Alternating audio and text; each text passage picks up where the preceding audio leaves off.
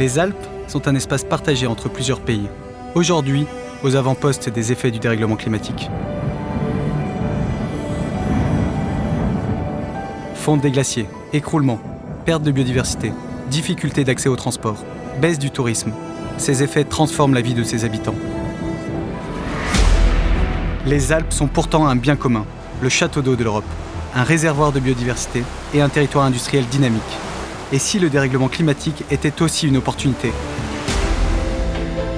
L'opportunité de pousser les femmes et les hommes à agir sur le terrain pour s'adapter et créer des sociétés plus résilientes, plus durables et plus justes, surtout au niveau local. Sinon, on va la mettre un peu de travers comme ça. On est parti ? Si tu le dis. Tu vas le faire ? Allez, il va falloir. Allez, bah, allez. Et voilà, on est Ouais, c'est vraiment magnifique ce parc des Bauges là, il est incroyable. Ouais, alors vu d'en haut, ça donne plus envie encore de le préserver. Hein. Toi, qu'est-ce qui te pousse justement à préserver ce massif et les Alpes en général ? Parce que c'est des territoires qui sont support de ressources naturelles, de biodiversité, de ressources économiques et qui sont soumis à des pressions de plus en plus fortes, hein, peut-être plus qu'ailleurs. Voilà, donc il faut leur prêter une attention particulière. Puis il y a des savoir-faire ancestraux qu'il faut garder ici. On a besoin de retrouver un peu de résilience alimentaire, d'autonomie alimentaire, donc on va rechercher à retrouver des productions locales plus fortes, éviter d'importer, voire même essayer d'exporter pour faire un peu d'économie, mais exporter localement, hein, autour des bassins urbanisés autour du massif. Il y a 500 000 habitants qui habitent autour, donc on peut produire un peu de nourriture pour eux.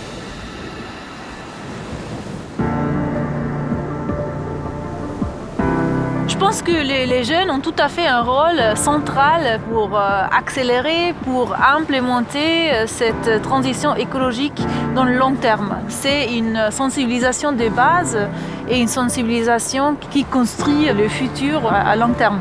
Tu peux tirer vraiment fort ? Ah oui, ok. Waouh! C'est génial! Ouais! Comme ça, là, En réunissant les 7 pays et les 48 régions des Alpes qui ont les mêmes difficultés, l'Union européenne aide tous les acteurs de la région alpine à travailler ensemble et à apporter des réponses collectives. Ces aides facilitent beaucoup la collaboration sur le niveau international et surtout dans la région alpine. Pour permettre le tourisme 4 saisons et pérenniser les activités économiques, des festivals outdoor transfrontaliers se développent. On est très proche de la nature, on est vraiment dans un milieu outdoor, plein air.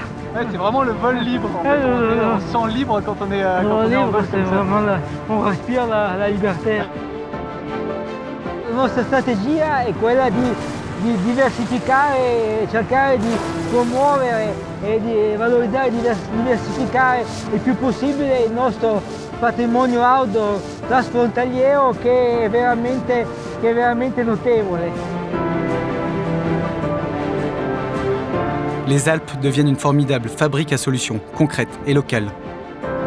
Grâce aux nombreux partenaires de la stratégie alpine, cette fabrique peut ensuite exporter son savoir-faire en matière d'écologie et de transition partout en Europe et traduire en actes le Green New Deal de la nouvelle Commission européenne. Allez.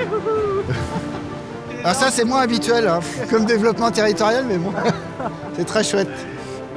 En 2020, ensemble, le gouvernement français et 3 régions, Auvergne-Rhône-Alpes, Provence-Alpes-Côte d'Azur, Bourgogne-Franche-Comté, président la stratégie alpine. La présidence française accélère la transition écologique de la région alpine.